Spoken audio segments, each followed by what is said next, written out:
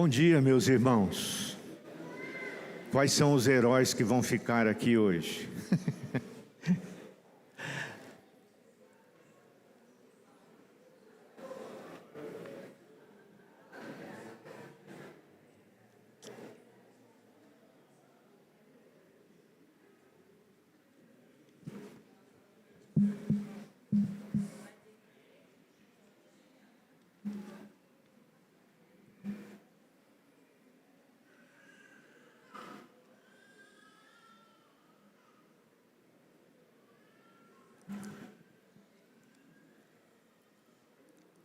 O nosso irmão superintendente, o Guto, já explicou.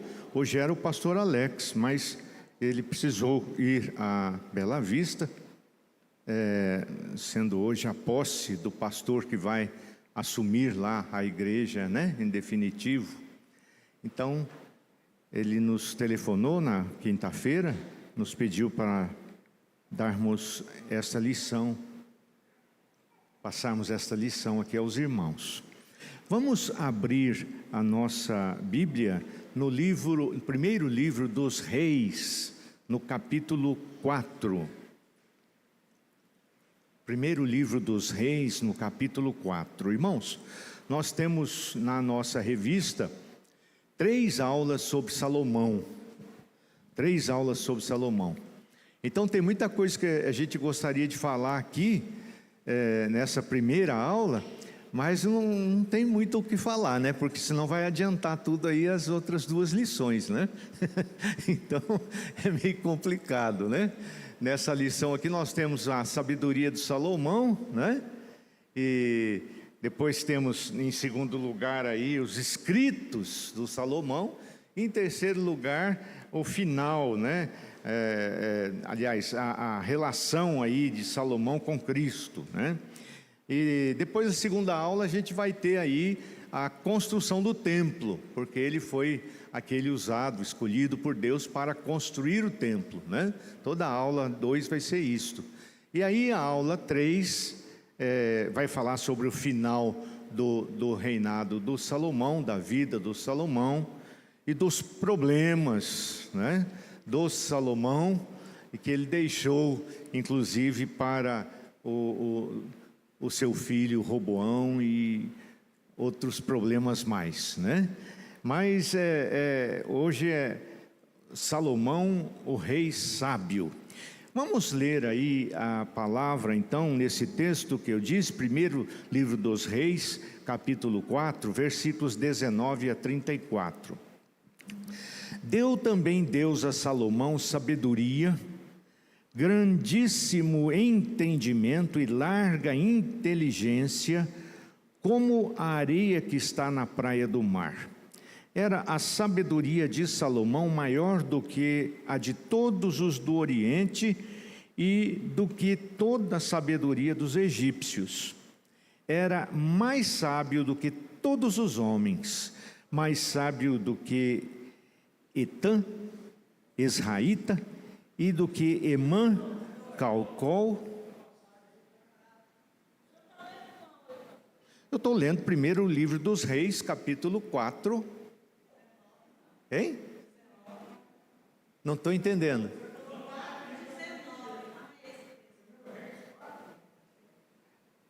Primeiro livro dos Reis, capítulo 4, versículos 29 a 34. Eu falei 19? Vocês têm que aprender, quando eu falo uma coisa, vocês entendam outra. Desculpa, irmãos. 29. Então vamos começar de novo.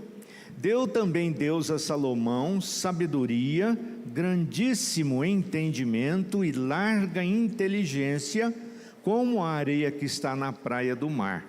Era a sabedoria de Salomão maior do que a de todos os do Oriente e do que toda a sabedoria dos egípcios. Era mais sábio do que todos os homens, mais sábio do que Etã, Esraíta, do que Emã, Calcol e Darda, filhos de Maol. E correu a sua fama por todas as nações em redor. Compôs 3.000 provérbios, e foram os seus cânticos 1.005. discorreu sobre todas as plantas, desde o cedro que está no Líbano, até ao hisopo que brota do muro. Também falou dos animais e das aves, dos répteis e dos peixes. De todos os povos vinha gente a ouvir a sabedoria de Salomão, e também enviados de todos os reis da terra que tinham ouvido da sua sabedoria. Vamos orar a Deus mais uma vez, irmãos? Ó Senhor, nos colocamos diante de Ti, ó Deus, e pedimos, suplicamos ao Senhor que venha neste instante falar ao nosso coração através da Tua palavra. Ensina, Senhor Deus, as lições que precisamos aprender, que só Tu sabes que necessitamos, ó Deus, e fala ao nosso coração através da Tua palavra santa nesta manhã, com poder e com graça na nossa vida, Senhor Deus.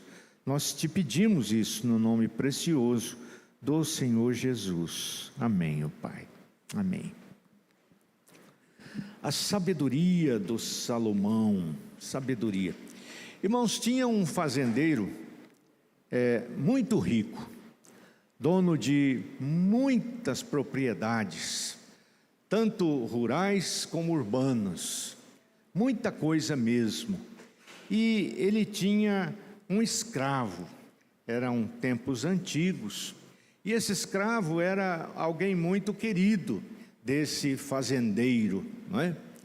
E esse fazendeiro um dia morreu.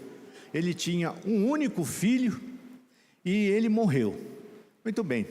Aí foram abrir o testamento desse fazendeiro e encontraram lá uma coisa muito estranha, não é? Ele deixou para o seu escravo, o seu servo, todos os seus bens, e para o seu filho ele deixou um único bem. Um único bem. Todos os bens ele deixou para o seu escravo. E para o filho ele deixou um único bem, não especificando qual, o mais valioso, o menos valioso. Ele disse, a escolha do filho, pode escolher qualquer um, mas um único bem. Tá certo? Se você fosse o filho, qual o bem que você escolheria? Hein? O mais valioso. O qual seria o mais valioso? Pastor Adalberto está dando risada aqui, porque ele já sabe da história. Qual seria o bem que o filho, um único bem, que o filho deveria escolher, irmãos? Oi? A herança? Não, a herança foi dividida. Ele só podia escolher um bem. Qual? Ele devia escolher o escravo, irmãos. Porque sendo dono do escravo, ele era dono de tudo aquilo que o escravo tinha. Entendeu? Foi mais ou menos isso que aconteceu com Salomão, não foi? Deus chegou para o Salomão por 2 vezes e disse, escolhe o que você quiser que eu te dê. Aí Salomão pediu o quê? Sabedoria. Só que Deus gostou tanto do pedido do Salomão, que disse, olha, já que você não me pediu riqueza, né? Não me pediu glória, não me pediu poder, não me pediu vitória sobre todos os seus inimigos, eu vou dar a você a sabedoria que nenhum homem já teve ou terá, e vou dar também aquilo que você não pediu, né? Você vê aí o valor e a importância de fazer a escolha certa, né? Agradou o Senhor o pedido do Salomão, e Deus deu a ele tudo aquilo que ele pediu e tudo o que ele não pediu também. E que coisa fantástica, né? Então, é aqui que nós temos a sabedoria do Salomão. A grande sabedoria do Salomão, irmãos, foi esse primeiro pedido aqui, né? O primeiro pedido. Graças a Deus, o coração dele amava o Senhor. Graças a Deus, ele entendia a responsabilidade que ele tinha diante de Deus, de governar bem o povo de Deus. Olha que coisa interessante, que coisa importante, né? Nós trabalhamos e ganhamos lá o nosso salário, e temos a nossa casa, né? Especialmente os homens, segundo a Bíblia, que são o cabeça do lar, não é? Qual é o pedido que nós devemos fazer a Deus?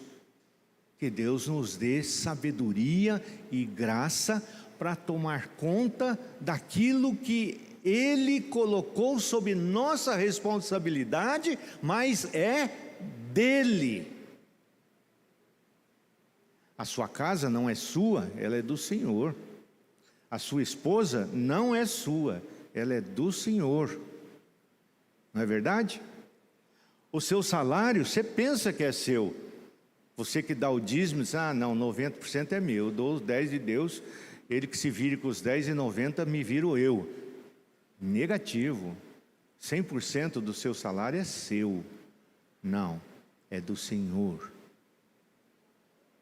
Então, se você entrega os 10%, não pense que os outros 90% você pode enfiar no nariz, fazer o que você quiser, administrar mal, errado, do jeito que você quiser, sem responsabilidade. Não, porque Deus também vai pedir conta a você dos 90% que ficaram na sua administração. Não se esqueça disso. Não se esqueça disso. Sabe por quê? Porque você é o escravo. Você é do Senhor. E se você é do Senhor, tudo que você tem é do Senhor. E nós temos que dar conta disso a Deus. Essa é uma lição muito importante que a escolha do Salomão já começa nos ensinando, não é? Ele diz, me dá sabedoria para administrar bem o teu povo. Eu preciso me conduzir corretamente na administração, no julgamento, em tudo a respeito do povo que não é meu, é teu. Olha que coisa importante, que conceito que fez toda a diferença para o Salomão, o rei, o reinado de Salomão, até certa conta. Justamente o Salomão errou e falhou, não vou adiantar a coisa, porque senão eu falo das outras lições, são 3, né? Justamente onde ele se esqueceu disso. Justamente onde ele não fez aquilo que Deus mandou ele fazer, é que ele errou. E aí teve muita consequência. Tá certo, irmãos? Mas a sabedoria que Deus deu ao Salomão, diz aqui a palavra, foi maior do que todos aqueles que viveram antes dele e daqueles que viveram depois dele. Interessantemente, o alvo aqui da autora da nossa lição, da nossa revista toda, é incentivar, veja bem, hein? Incentivar os alunos, esse é o alvo da lição, né? Segundo ela, a pedir sabedoria a Deus para usá-la a favor do povo de Deus. O alvo é incentivar os alunos a pedir sabedoria a Deus para usar essa sabedoria a favor do povo de Deus. Eu acho que ela enfocou bem o segundo mandamento, né? Não dos 10, mas do Jesus. O segundo mandamento qual é? O segundo mandamento de Jesus: amar o próximo. Isso. Mas qual é o primeiro? Amar a Deus sobre o próximo também, sobre todas as coisas. E aqui o foco ficou esquecido, o alvo ficou esquecido desse primeiro mandamento, né?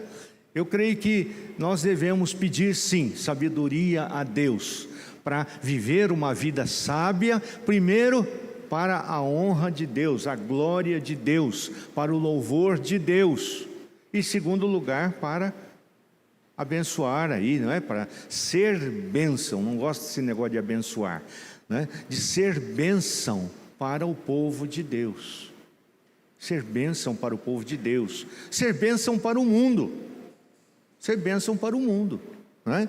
Esse é um objetivo realmente que Deus nos dá, e por isso Ele é o segundo. Pois não, meu irmão?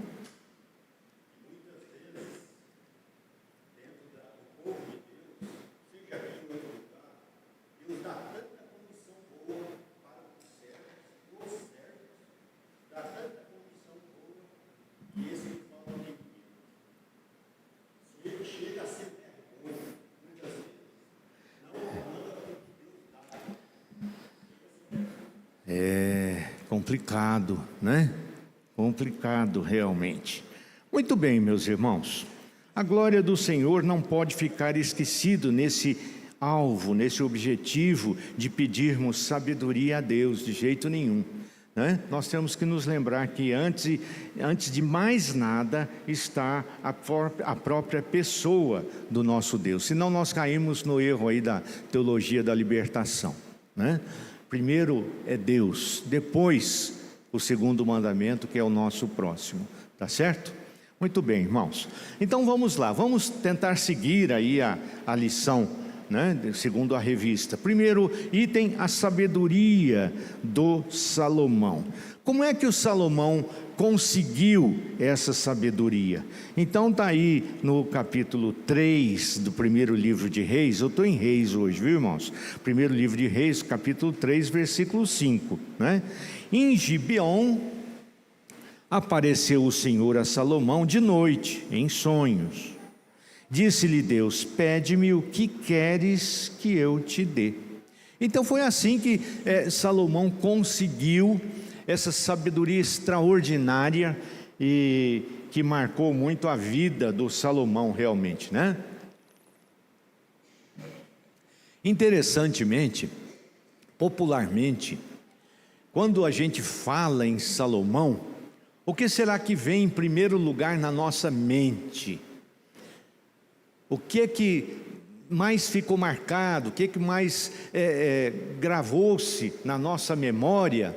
Não depois de ler a lição, depois de ler o texto específico da Bíblia, mas o que é que vem na nossa cabeça a respeito do Salomão logo? Oi? Sabedoria mesmo? Bom, o homem teve quantas mulheres? Ele teve 700 esposas, e porque era pouco, ele arrumou mais 300 concubinas, não é? Então muita gente lembra do Salomão e nisso aí, né? O homem teve 1000 mulheres. Meu Deus, que homem doido, né? Alguns diriam, né, pastor? Uma só já dá um trabalho miserável. Eu, coitado das mulheres, né? Eu acho que elas têm um trabalho miserável com os maridos delas, né? Mas é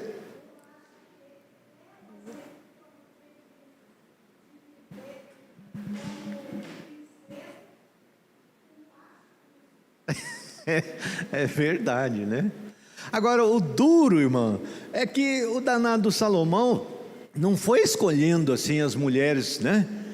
Olha, eu quero a mais bonita, eu quero a mais rica, eu quero... Não, ele escolheu 700 esposas, o quê? Princesas, né? Ele nem conhecia as mulheres que ele tinha, irmãos. Como é que ele podia ter preferência por algumas? Ele não tinha nem como ele conhecer tudo isso de gente. O que acontece? Nós temos que nos lembrar que a maioria dos casamentos dele foram casamentos, o quê? Políticos, né? Eles se casaram. Todo rei queria que a filha dele se casasse com Salomão. Todo rei, né? Olha, eu quero ter o Salomão por genro, né?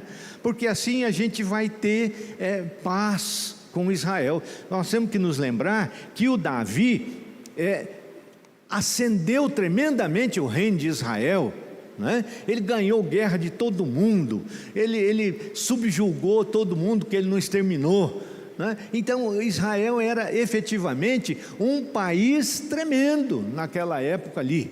E é justamente isso que os israelitas de hoje querem, né? Que o Messias que eles não aceitaram, né? Jesus não serviu para eles, venha outro que justamente lhes dê a posição física, geográfica, né? E geopolítica, está na moda falar esse negócio, né? Pastor que fala em geopolítica hoje é, né, meio moderno. Então, é isso que eles querem ter proeminência entre as demais nações do mundo. Será que eles vão ter isso? Uns dizem que sim, outros dizem que não.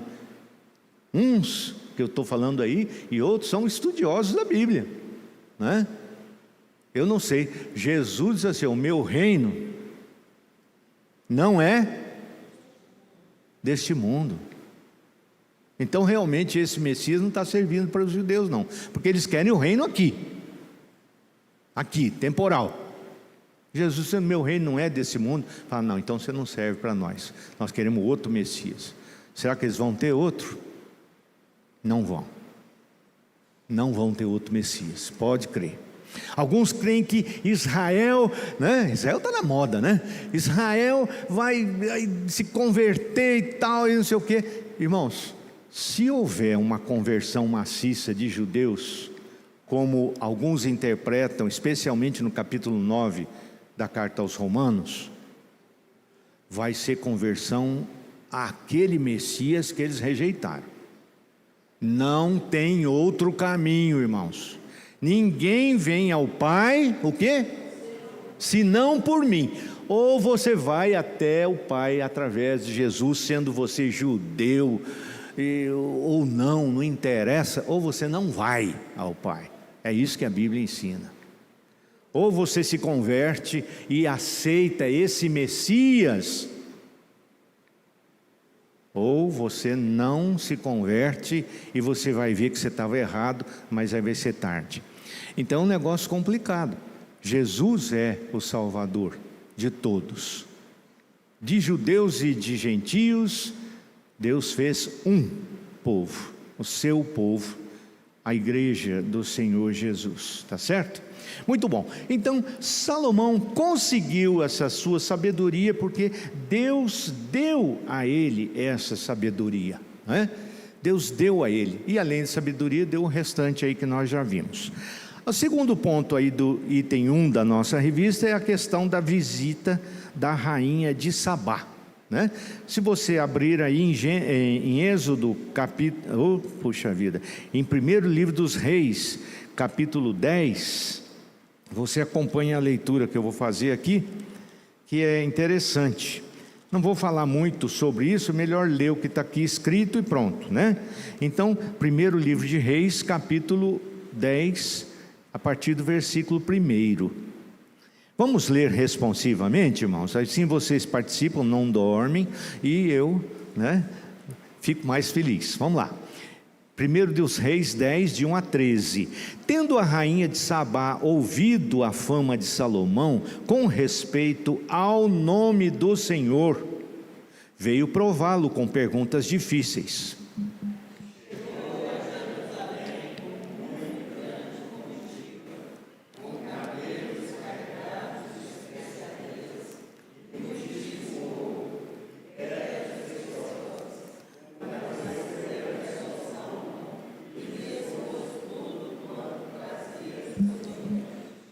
Salomão lhe deu resposta a todas as perguntas e nada lhe houve profundo demais que não pudesse explicar.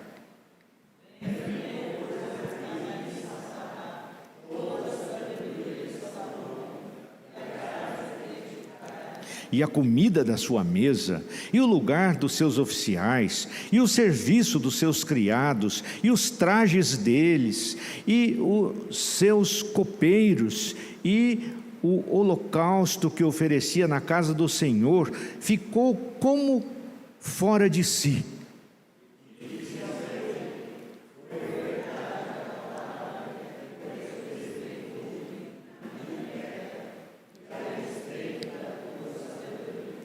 Eu, contudo, não cria naquelas palavras, até que vim e vi com os meus próprios olhos. Eis que não me contaram a metade. Sobrepujas em sabedoria e prosperidade a fama que ouvi.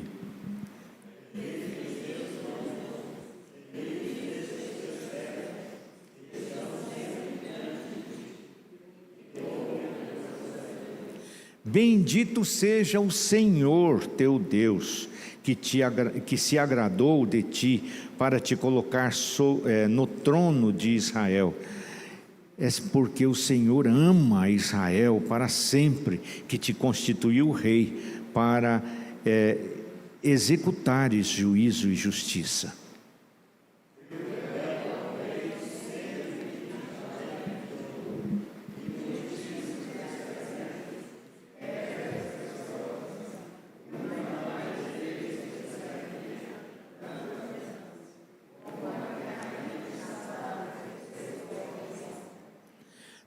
Também as naus de Irão, que de Ofir transportavam ouro, traziam de lá grande quantidade de madeira, de sândalo e pedras preciosas.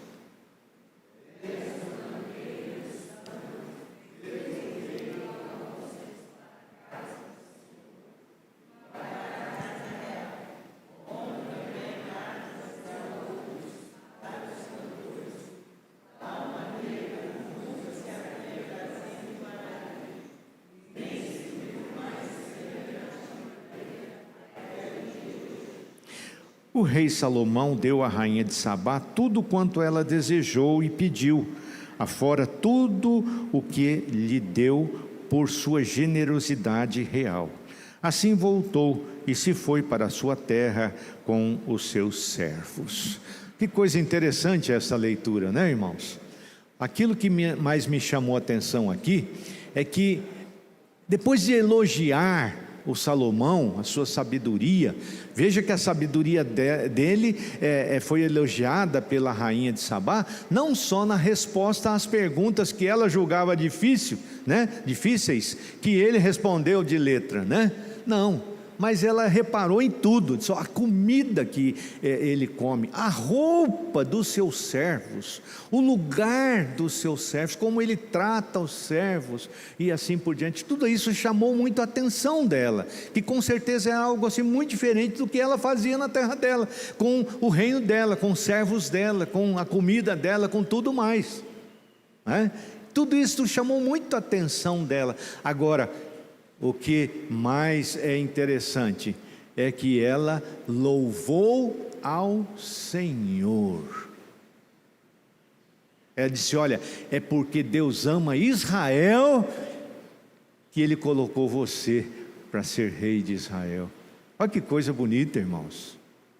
Olha que coisa interessante. Isso aqui é uma lição preciosíssima para nós, Qual o objetivo nosso? Qual o que nós queremos com as bênçãos de Deus para nós? Será que os outros nos observem o que temos, como nos comportamos,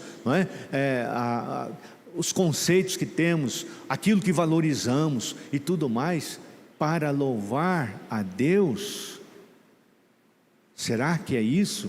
Ou será que é para louvar a gente mesmo? Nossa, como o fulano é inteligente, como o fulano é esmerado, como ele é caprichoso, como ele é isso, como ele é aquilo, sem se lembrar de Deus, Interessante, porque a mulher foi lá, observou tudo e disse: olha, bendito seja o Senhor teu Deus, que se agradou de ti para te colocar no trono de Israel.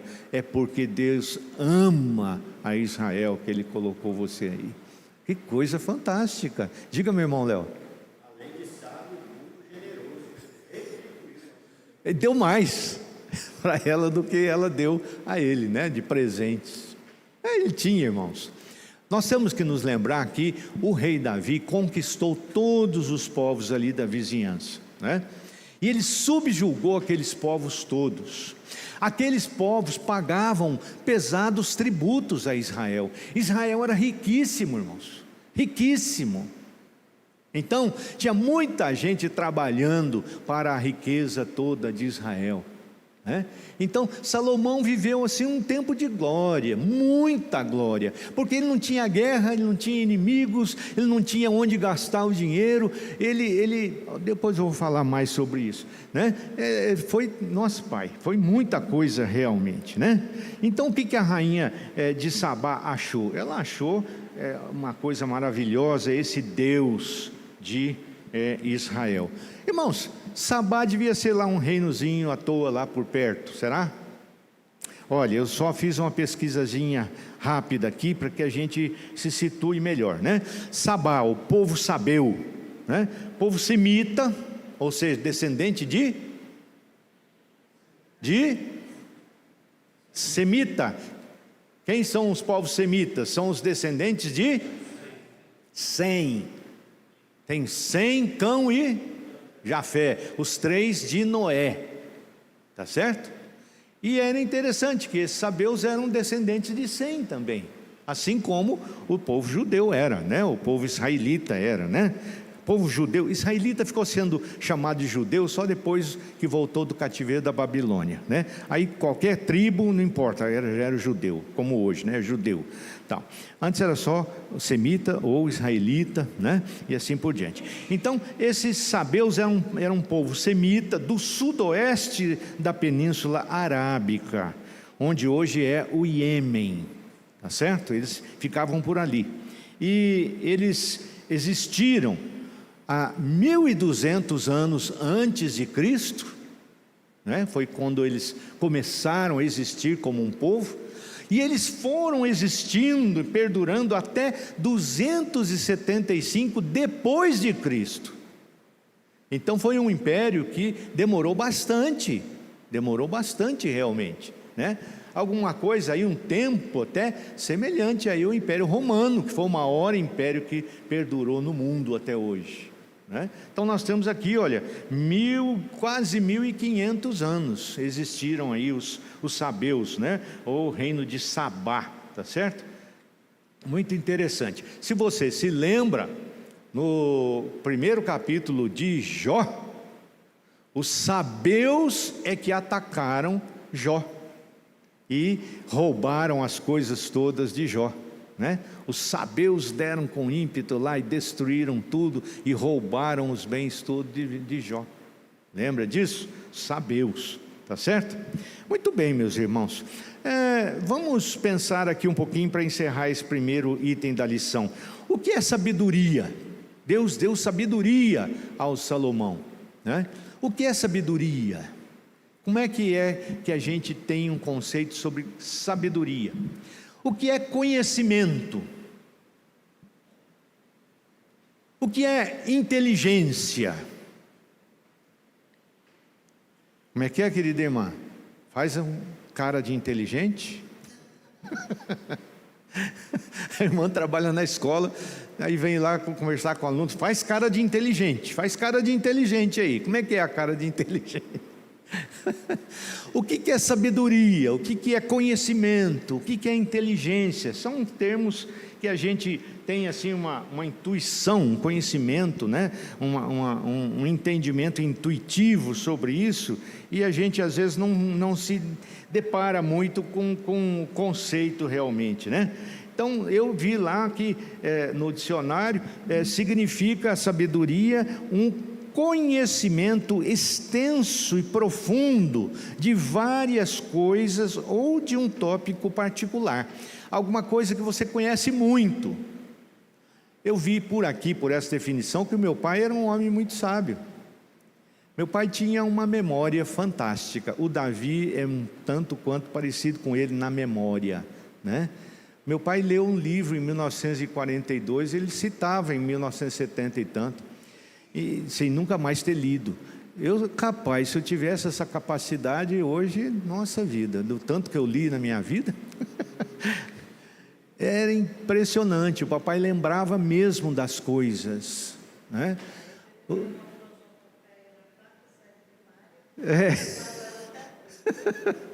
O Davi passa no caixa, o Davi compra muita coisa por causa do comércio dele lá, né? Ele passa no caixa e fica vendo lá o preço das coisas. Ele diz: opa, isso aí está errado. Isso aí está errado, não é esse preço aí. Ele guarda, na hora de pegar as coisas na prateleira, ele guarda o valor. Quando passa no caixa, ele olha e sabe que aquele preço está errado. Esses dias, abre o olho, esses dias ele foi no Atacadão, comprou 9 itens, 5 estavam com preço errado. Curiosamente, o preço estava sempre a mais. 9 itens, tinha 5 com o preço errado, saindo o preço mais caro do que estava na prateleira. Abre o olho, abre o olho. Eu não tenho essa memória, irmãos, de jeito nenhum, não consigo, não vou lembrar. Se é mais caro lá, eu pago e pronto. É, feia coisa, né? É, nem saber.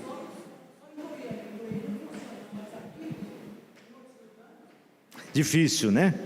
Então tá lá, significa um conhecimento extenso e profundo de várias coisas ou de um tópico em particular. Identifica uma pessoa instruída, que tem juízo, bom senso, que se comporta com retidão. Isso é alguém que tem sabedoria.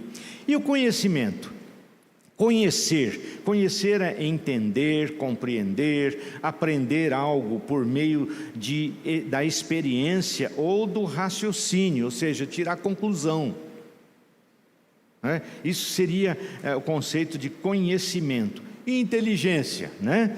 Capacidade de extrair informações, aprender com a experiência, adaptar-se ao ambiente, compreender e utilizar corretamente o pensamento e a razão. Pode perceber, irmãos, que esses termos se resvalam uns nos outros aí, se confundem aí no seu conceito uns com os outros, né? Que coisa interessante. Pois é, não é verdade? Não sabe aplicar o conhecimento que tem, né? Aí, ó, pronto.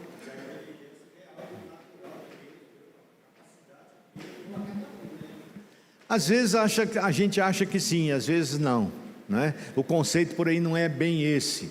Por exemplo, como é que se mede inteligência? O QI, coeficiente de inteligência, né? Dizem que o coeficiente de inteligência médio no mundo é 100, né? Dizem. Agora, diz que o japonês, o coeficiente médio de inteligência das crianças no Japão é 120. E dizem que o coeficiente médio do brasileiro, as crianças na escola, 87. Bem abaixo da média do mundo, enquanto que o Japão é bem acima da média do mundo. Então a conclusão que eles chegaram é a seguinte: a inteligência é alguma coisa que você ou estimula ou você embota. Ou você faz com que os neurônios trabalhem e realizem sinapses, ligações entre eles e tal, ou você embota isso, você atrapalha eles de se desenvolverem e deixa a coisa numa média fraca, ruim. E é exatamente isso que está acontecendo com o brasileiro.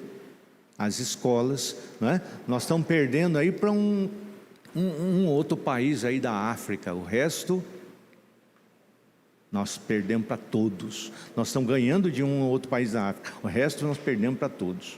Tá assim. Oi. Tem quem mexe com a consciência das pessoas. Ah, mas aí é outra história.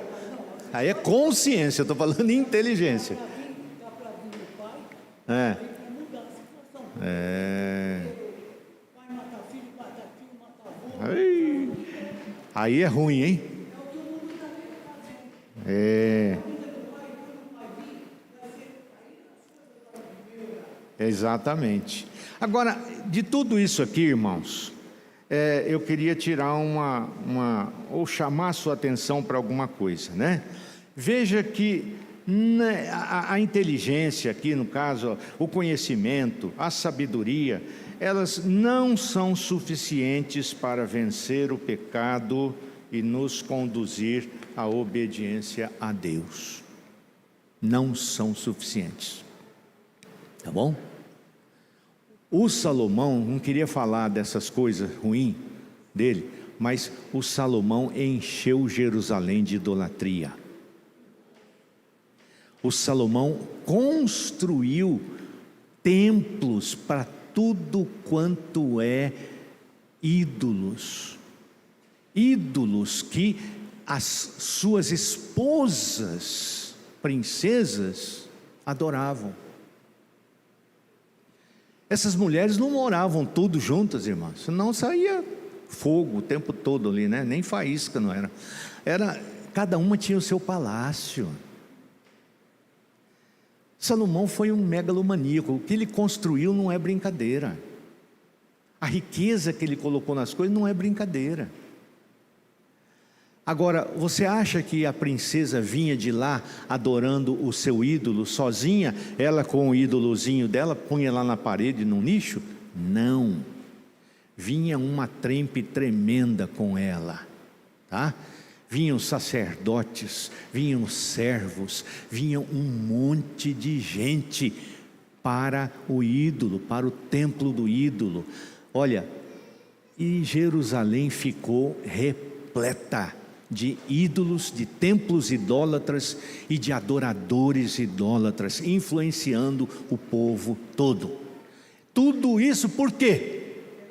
Porque a sabedoria, a inteligência, o conhecimento do Salomão não foram suficientes para fazê-lo obediente a uma lei básica e simples do Êxodo. Não casem com mulheres de outros povos, elas vão perverter o seu coração. O Salomão se tornou um idólatra também, porque desobedeceu essa lei. Talvez por quê? Porque ele achou que ele estava acima desse mandamentozinho tão básico de Deus. Entendeu? Olha, isso aí serve para todo mundo, mas para mim não serve. Isso aí, eu estou acima disso. Eu sou um cara inteligente. Eu não sou qualquer um. Eu não vou me deixar. Eu não vou me deixar guiar por essas tolices, essa idolatria. Eu não vou me deixar. Irmãos, brincou com o pecado, brincou com o diabo, né? Ele ficou muito cheio de si. E achou que ele era especial, ele não precisava obedecer coisas básicas que Deus pôs para a maioria do povo, mas para ele não, ele era diferenciado. Irmãos, quando a gente pensa que a gente é melhor que os outros, quando a gente esquece que a gente não é nada, e se a gente é ou tem alguma coisa, isso vem de Deus, não vem de nós, não somos nada. Esqueceu disso, meu amigo? Aí vem o orgulho, vem a soberba, vem o pecado, e um abismo chama outro abismo, e aí a coisa desanda completamente. Foi isso que aconteceu com o Salomão. Vocês vão ver na terceira lição, né? Se essa é a 10ª, vai ser a lição 12, tá bom? Muito bem. Segundo tópico da nossa lição, os escritos do Salomão, né? Provérbios. Quantos provérbios ele escreveu? 3.000. Eu não contei aqui, irmãos, no livro dos provérbios quantos são, não sei quantos são, né? Mas 3.000, pode ser que não tenha aqui no livro, né? Nem sei. Eu acredito que realmente a gente não tem todos, né? Isso aí no capítulo 4, no versículo 32. Deixa eu perguntar para você, o que é um provérbio? O que é um provérbio? Oi? Eu não consigo escutar. Dom de linguagem?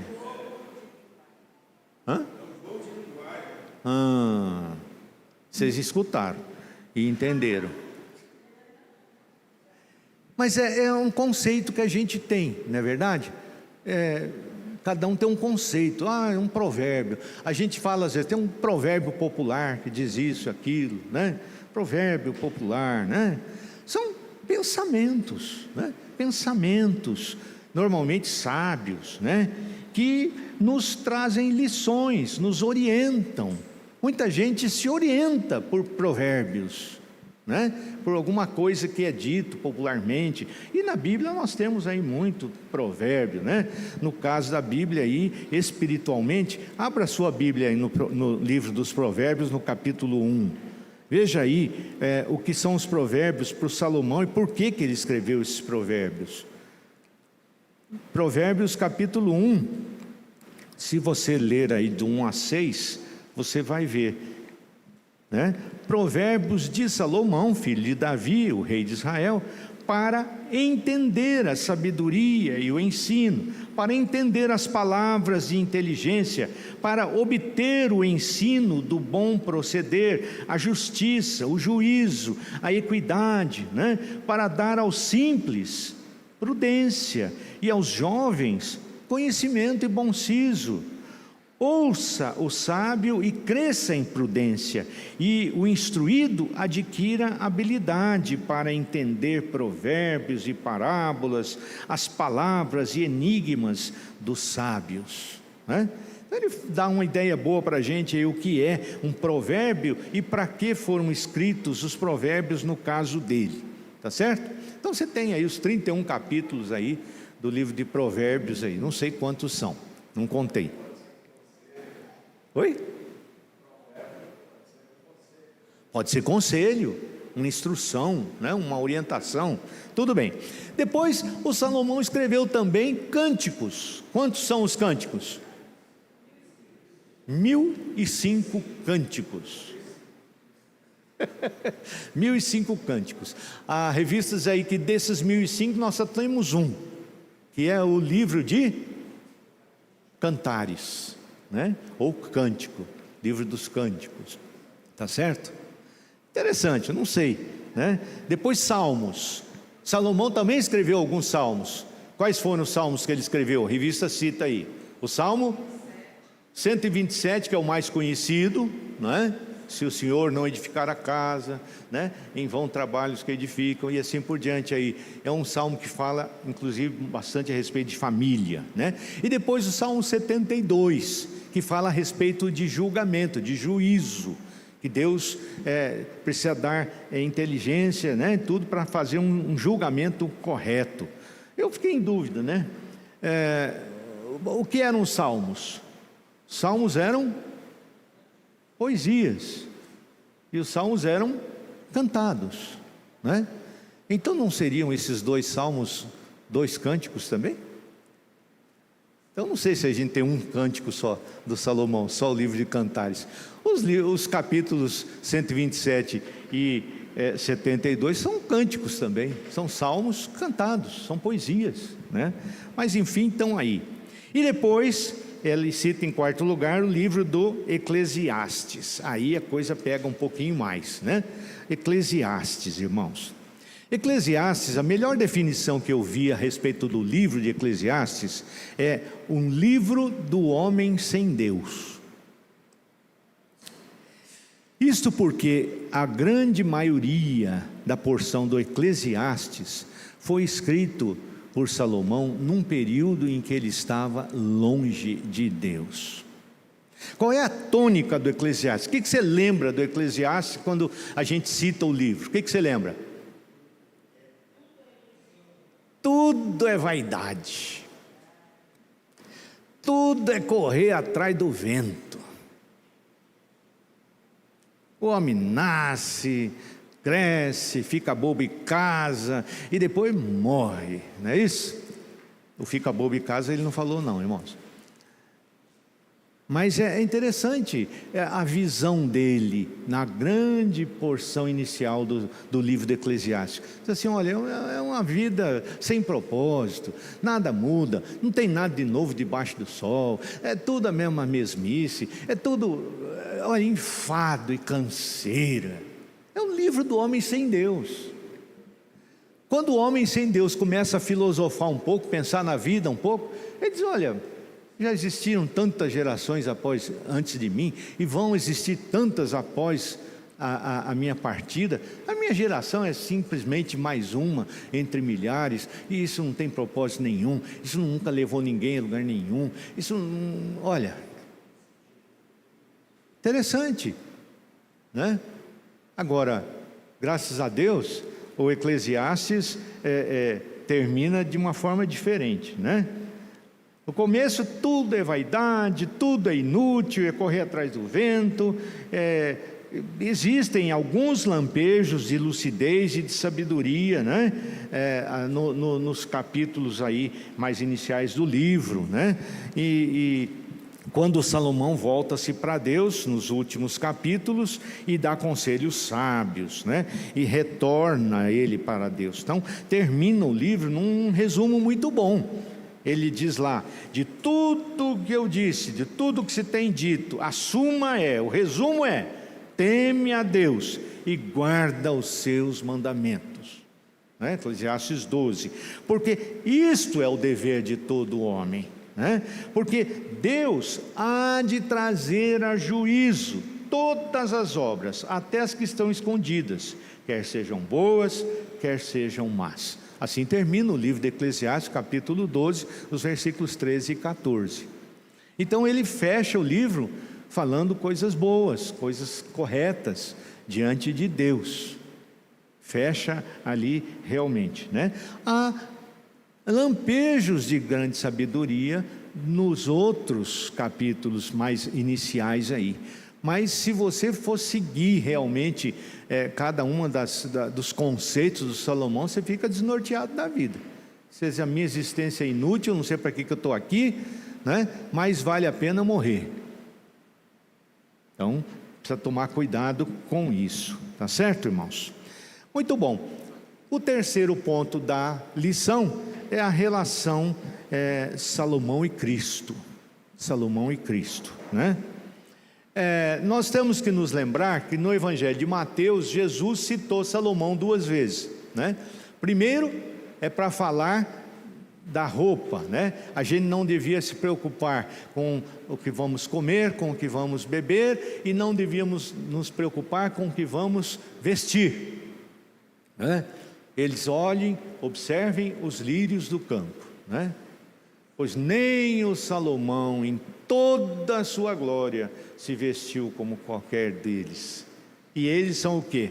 Uma erva que de manhã floresce, à tarde murcha e seca, e é lançado no forno, seco e pronto, né? Então você não devia se preocupar. Essa é a primeira citação que ele faz a respeito do Salomão. A segunda citação, acho que é no capítulo 10 de Mateus, essa primeira no capítulo 6, né? Justamente falando da rainha de Sabá, da visita dela para observar lá a grandeza do Salomão, né? Então a rainha de Sabá, aliás é capítulo 12, né? Muito bom. A autora da lição diz que Salomão prefigurou Cristo. Muita gente entende isso mesmo, né? E cita algumas profecias de um cumprimento duplo, ou seja, que se cumpre com a pessoa e se cumpre com Jesus também, né? Isso teve muita coisa em muitas outras pessoas, inclusive no pai do Davi, no pai do Salomão, que foi o Davi, né? Aconteceu muita profecia que se cumpriu com Davi, mas se cumpriria efetivamente, cabalmente, com Jesus Cristo. Os tipos de Cristo no Velho Testamento nos mostram isso, né? Nos mostram exatamente esse tipo de coisa. Então existem algumas profecias muito interessantes. Se você abrir a Bíblia lá no segundo livro de Samuel, no capítulo 7, a gente vai encontrar uma dessas profecias. Segundo livro de Samuel, capítulo 7. Se cumpriu com o Salomão e se cumpriu mais cabalmente com o Senhor Jesus. Segundo Samuel 7, os versículos 12 a 14, dizem lá: quando teus dias se cumprirem e descansarem com teus pais, aí está falando Salomão, né? Farei levantar depois de ti, falando do Davi, agora depois vem para o Salomão, farei levantar depois de ti o teu descendente. Quantos descendentes Davi teve? Diretos, tem um monte de filhos, mas ele não está falando só de um dos filhos que assumiria o trono, um descendente, ele disse o teu descendente, porque é Davi. Um dos nomes de Jesus, ele é Jesus, um dos nomes de Jesus é filho de Davi, né? Descendente que Deus levantou. Então, o teu descendente que procederá de ti, estabelecerei o seu reino. Realmente, Salomão foi o período de grande estabelecimento do reino de Israel, mas o reino definitivo, que hoje está acontecendo, porque Jesus é o Rei dos Reis e Jesus reina, né? Jesus não só controla, Jesus reina, né? Então, este edificará uma casa ao meu nome. Como é que é isso? Quem que edificou uma casa ao nome do Senhor? Salomão edificou o templo. E Jesus está edificando uma casa ou não? O que é a igreja se não é uma casa do Senhor? Eu edificarei a minha igreja, disse Jesus, não é? O templo, o corpo de Cristo e assim por diante. Eu estabelecerei para sempre o trono do seu reino. Será que o trono de Salomão foi para sempre estabelecido? Não. Com o filho dele, o Roboão, a coisa já desandou, já dividiu, e ele ficou com só 2 tribos, e 10 tribos ficaram com Jeroboão, o servo dele, né? Eu lhe serei por pai, e ele me será por filho, tá certo? Jesus era o filho de Deus. Se vier a transgredir, aí já fala do Salomão, castigá-lo-ei com varas de homens e com açoites de filhos de homens, tá certo? Muito bom. Então está aí, é uma profecia que se cumpriu em parte com Salomão, Deus falou isso para o Davi, e em parte cabal se cumpre com Jesus. Oi? Quer que eu leia o 16? Vamos lá. Porém, a tua casa e o teu reino serão firmados para sempre diante de ti, teu trono será estabelecido para sempre, né? Vai mais adiante aí também. Então, são profecias que têm um duplo sentido, um duplo cumprimento, né? Se você abrir aí, a lição cita Hebreus capítulo 1, né? Ali você vai ver como é que esse cumprimento cabal se dá em Jesus. Capítulo 1 de Hebreus, versículos 3 a 5. Ele, falando de Jesus agora, ele é o resplendor da glória e a expressão exata do seu ser, sustentando todas as coisas pela palavra do seu poder, falando que Jesus Cristo é Deus. Depois de ter feito a purificação dos pecados, assentou-se à direita da majestade nas alturas, tendo se tornado tão superior aos anjos quanto herdou mais excelente nome do que eles. Pois a qual dos seus anjos disse jamais: tu és meu filho, eu hoje te gerei. E outra vez: eu lhe serei pai e ele me será filho. Tá certo? Então está aí o cumprimento duplo, né? Muito bem, meus irmãos, vamos concluir a nossa lição hoje aqui, a nossa aula, né? Deus deu muita sabedoria a Salomão, bem como então riqueza e glória entre os homens. Aquilo se tornou muito conhecido aí no mundo de então, né? Talvez, eu digo aqui, a glória tenha lhe subido a cabeça, né? Infelizmente, ele pode ter achado que, sendo ele um homem tão especial, as leis de Deus e os seus mandamentos não se aplicavam tanto a ele. Talvez ele pudesse atropelá-los, né? Sem consequências. Mas ele estava errado, se ele pensava assim, né? Infelizmente, ele também ficou muito megalomaníaco, né? Tudo dele tinha que ser muito grande, né? Tinha que ter um harém muito grande, tinha que fazer tudo muito grande, os palácios, né? A riqueza dele tinha que ser muito grande, a quantidade de ouro, de prata muito grande, e assim era, né? Não bastavam os impostos cobrados pelos conquistados, né? Infelizmente, os escravos que ele tinha, né? Também ele impôs impostos altíssimos ao povo israelita. Ao povo israelita, né? Ao seu próprio povo. Quando ele morreu, lembra? O povo foi pedir alívio para Roboão. E o conselho dos antigos, dos sábios, foi: olha, se você aliviar o imposto do povo, você vai ter esse povo para sempre ao seu lado. Mas o Roboão fez o contrário, seguiu o conselho dos jovens que não tinham sabedoria, não tinham experiência, e disse: ó, meu pai castigou vocês com açoites, eu vou castigar com escorpiões, né? O dedo mínimo meu é mais grosso do que o lombo do meu pai. Eita nós, né? E aí desandou a maionese completamente. Simplesmente o povo disse assim: tá, então fique aí reinando sobre ninguém, nós não vamos te obedecer, e pronto. Tá? Às vezes tinha muita gente que tinha que aprender a fazer isso, né, irmãos? Umas leis estúpidas, umas leis erradas, umas leis antibíblicas, né? Para de obedecer lei antibíblica, né? O povo em geral disse: ó, essa a tua resposta? Nós não vamos te obedecer, e pronto. E acabou, né? Só ficou fiel a ele a tribo de Judá e um bom pedaço da tribo de Benjamim, tá certo? Então acabou. Roboão perdeu aí o seu trono sobre todo Israel, né? Porque o povo não aguentava mais esses impostos altíssimos. Então o que acontece? Salomão não foi um rei bondoso, um governante bondoso para o seu povo, não.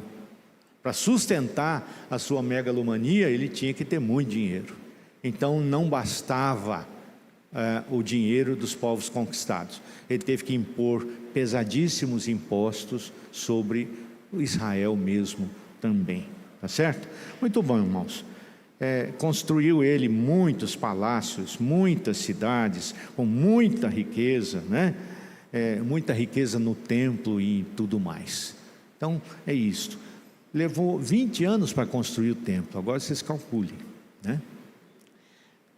Muito bom, meus irmãos. Vamos tirar alguma aplicação disso. Abra sua Bíblia em Tiago, no capítulo 1, para a gente encerrar a nossa aula. Tiago, capítulo 1, vejam aí os versículos 5 e 6.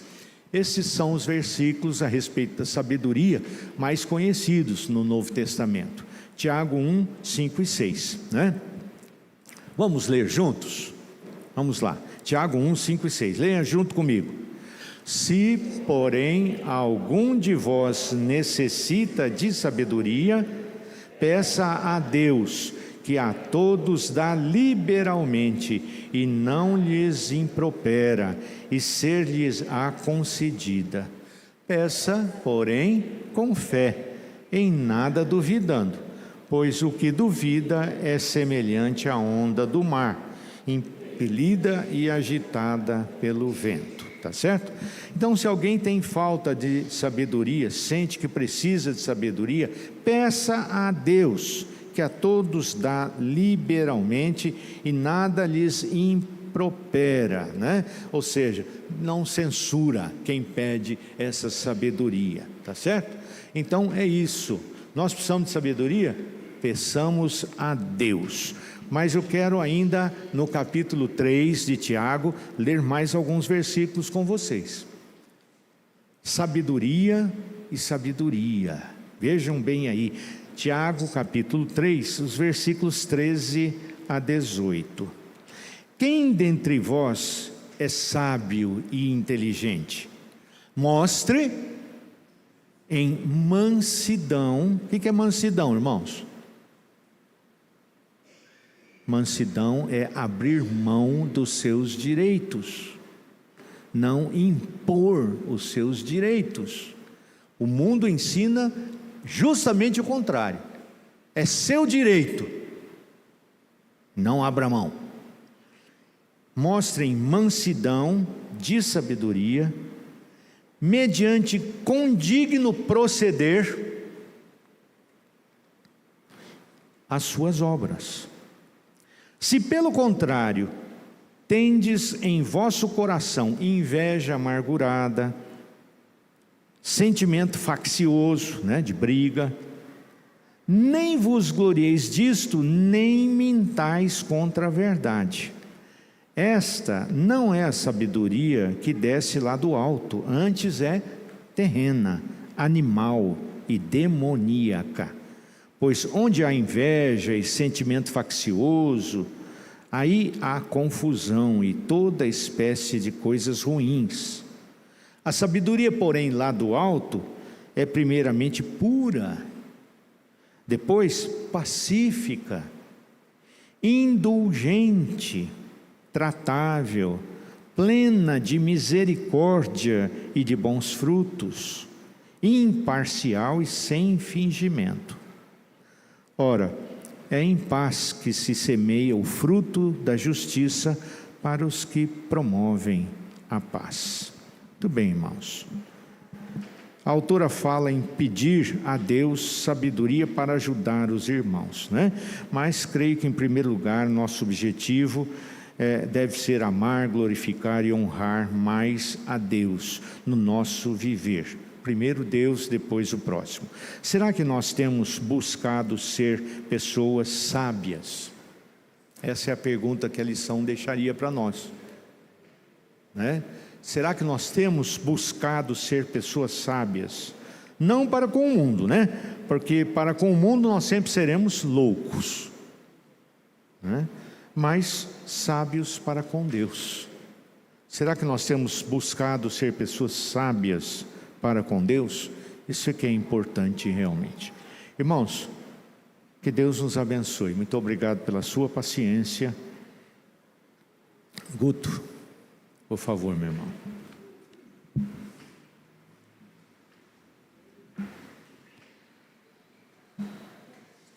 Abençoe, viu? Meus irmãos, lembrando que hoje, o primeiro domingo, é o culto de Santa Ceia do Senhor, tá? Hoje à noite, tá bom? E para encerrar aqui, o pastor Edson Perpétuo vai fazer uma oração para encerrar.